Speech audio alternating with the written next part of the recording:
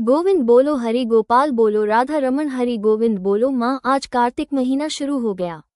आप तो कह रही थी कि गंगा स्नान के लिए हरिद्वार जाना है। हाँ बेटा, मेरा मन बहुत व्याकुल है। गंगा माया का जल जब तन पर पड़ता है तो मन के सारे पाप बह जाते हैं। बस यही चाहा है कि इस कार्तिक मास में एक बार फिर गंगा माया के दर्शन हो जाएं। माँ, पर हरिद्वार में ठंड बहुत होगी। आपकी तबीयत इतनी ठंड कैसे सह पाएंगी? अरे रघु, जहाँ श्रद्धा हो वहाँ ठंड भी आशीर्वाद बन जाती है। गंगा माया अपने भक्तों की रक्षा करती है। बस इतना कर सरला से कह दे, मेरे लिए रास्ते के लिए थोड़े लाडू और टिकलें बना दे। रास्ता लंबा है, भूख लगे तो काम आएंगे। ठीक है माँ, अभी कह देता हूँ उसे। सरला माँ हरिद्वार जा रही है कार्तिक स्नान के लिए। उनके लिए रास्ते के लिए कुछ लाडू और टिकलें बना दो। ठीक है, मैं बना दूंगी। इतनी उम्र में भी कहाँ चैन है, ठंड में हरिद्वार जाना। रघु अपनी पूज्य माँ को लेकर हरिद्वार पहुंचा। गंगा के तट पर एक छोटी सी झोपड़ी में उन्हें ठहराया और आसपास के सरल हृदय लोगों से उनकी देखभाल का आग्रह किया। बहन, मेरी माँ यहाँ कार्तिक स्नान के लिए आए हैं। पूरा महीना रहेगी, कृपया इनका थोड़ा ध्यान रखिएगा। मैं 1 महीने बाद इन्हें लेने आऊँगा। अरे बेटा, चिंता मत करो, तुम्हारी माँ हमारी भी माँ जैसी हैं। हम सब मिलकर इनका ध्यान रखेंगे। आप सबका बहुत धन्यवाद। गंगा माया सबका भला करे। और फिर शुरू हुई वृद्धा की कार्तिक मास की पवित्र दिनचर्या। भोर होते ही जब तारे आसमान में झिलमिलाते होते वो उठ जाती। हरिद्वार में गंगा स्नान से ऐसा लगता है जैसे मेरा जीवन धन्य हो गया। हर सुबह गंगा मैया की गोद में डुबकी लगाकर मन को असीम शांति मिलती है। रघु ने माँ को पड़ोसियों के हवाले किया और आशीर्वाद लेकर लौट गया। अब बूढ़ी माँ भोर होते ही वह उठती, गंगा माया को प्रणाम करके डुबकी लगाती और प्रेम से कहती, हरे हरे गंगे जय भगवती। तुलसी माया की परिक्रमा करती, भजन कीर्तन में लीन हो जाती, कहानी सुनाती। पूरा दिन धर्म और आस्था के रंग में रंग जाता। ऐसे ही कब 1 महीना बीत गया, उन्हें पता ही न चला। अब बस 4 दिन बाकी थे। एक रात जब वृद्धा अपनी झोपड़ी में विश्राम कर रही थी, अचानक दरवाजे पर एक धीमी सी दस्तक हुई। कौन है? इतनी रात का कौन आया?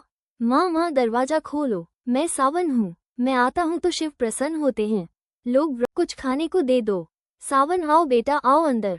ये देखो, मेरे पास बस लड्डू और एक टिकला है, ले लो, यही मेरा प्रसाद है। धन्यवाद माँ। सावन ने तृप्ति से खाया और जाते जाते झोपड़ी के एक कोने पर अपना पैर छुआ दिया और देखते ही देखते झोपड़ी का वो कोना सोने का हो गया।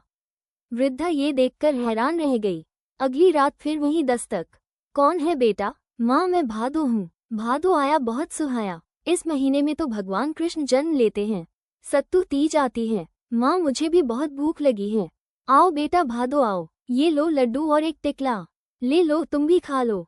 धन्यवाद माँ। भादो ने भी खाकर जाते हुए झोपड़ी पर पैर मारा और अब आधी झोपड़ी सोने की हो गई। वृद्धा के मन में अब जिज्ञासा और आश्चर्य का मिश्रण था। तीसरी रात आसोज आया। कौन है बेटा? आसोज, मैं आसोज हूँ माँ। आसोज आता बहुत सुहाता। पितरों के दिन आते हैं, घर पर पितर आते हैं, दुर्गा पूजा आती है। माँ, मुझे भी भूख लगी है। आओ बेटा आओ, ये लड्डू और टिकला ले लो, खा लो। धन्यवाद माँ। आसोस ने भी जाते हुए झोपड़ी पर पैर मारा और अब 3 हिस्से झोपड़ी सोने की हो गई। वृद्धा की आंखें नम थी। उन्हें समझ आ रहा था कि यह सब उनकी भक्ति का ही फल है। और फिर आए कार्तिक मास की अंतिम रात। इस बार दरवाजे पर जो दस्तक हुई वो एक विशेष ऊर्जा लिए हुए थी। माँ, दरवाजा खोलो। कौन है बेटा? मैं कार्तिक हूँ माता। कार्तिक आया, मुझे बहुत सुहाया। तेरे लिए ही तो इतनी दूर से हरिद्वार आई हूँ बेटा। आओ आओ माँ, मुझे भी भूख लगी है। आओ बेटा, आज बस एक लड्डू और एक टिकला बचा है, पर ये तुम्हारे लिए ही रखा था, ले लो, यह मेरा सब कुछ है। माँ, तूने जो दिया वो अन्न नहीं, भक्ति का अमृत है। तेरी श्रद्धा ने मुझे तृप्त किया है। तेरे जैसे भक्त ही धरती को पवित्र बनाते हैं।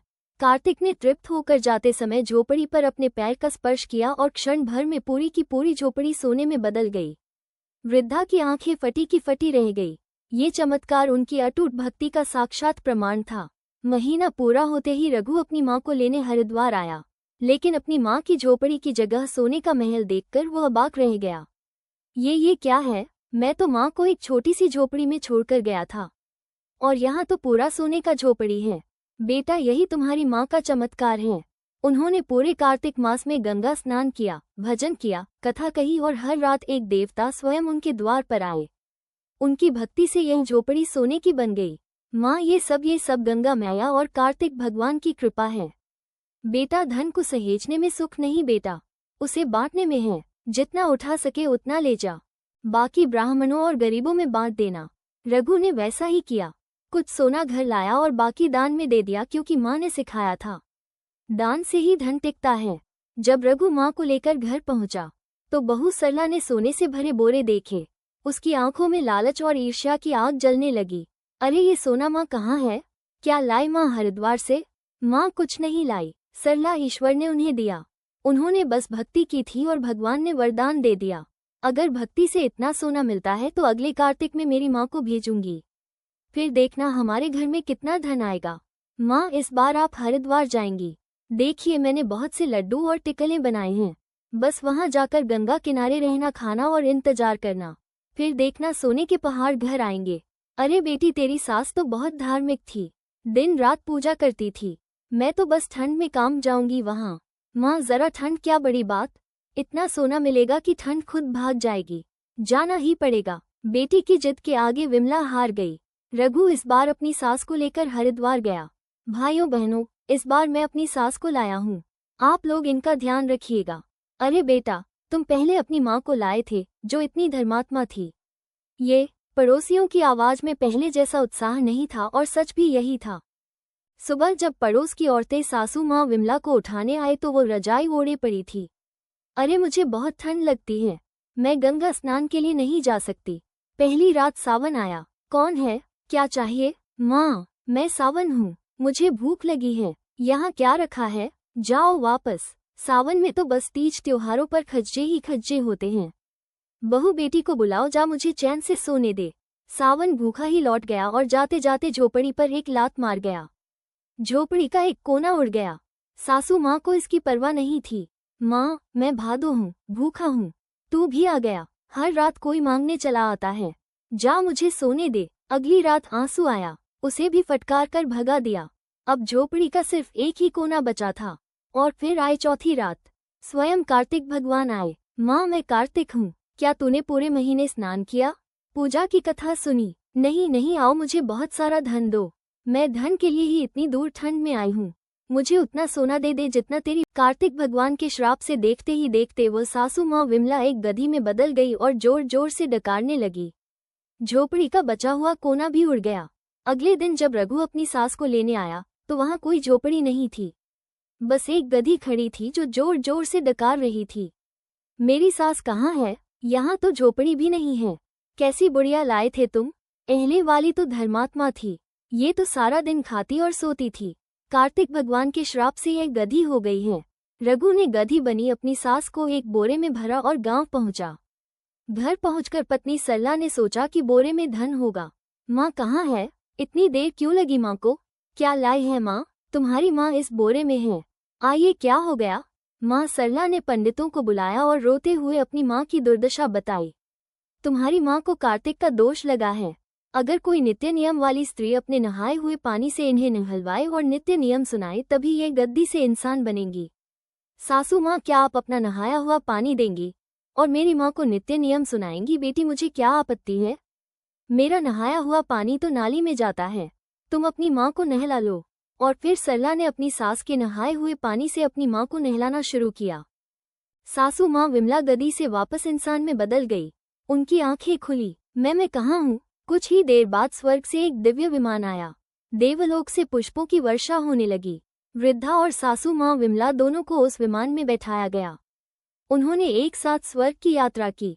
हे कार्तिक भगवान, धर्म की भूखी को जो दिया वो सबको देना, लेकिन धन की भूखी के जैसे किसी को मत देना। खोटी की खरी और अधूरी की पूरी करना। तो चलिए पिछली कथा के विजेताओं को बधाई देते हुए देखते हैं आज का सवाल क्या है। प्रश्न, सासू माँ विमला गद्दी क्यों बन गई? ए आलस्य से, बी लालच से, सी भक्ति से, डी दान से। सही उत्तर नीचे कमेंट करें। हो सकता है अगली कथा में लिया जाए आपका नाम। दोस्तों, हमारे चैनल पर जब आप सिर्फ 29 रुपये महीने देते हैं तो आप अपनी आंखों से देखते हैं कि आपका सहयोग सीधे हिंदू धर्म की प्यारी कहानियां बनाने में लग रहा है।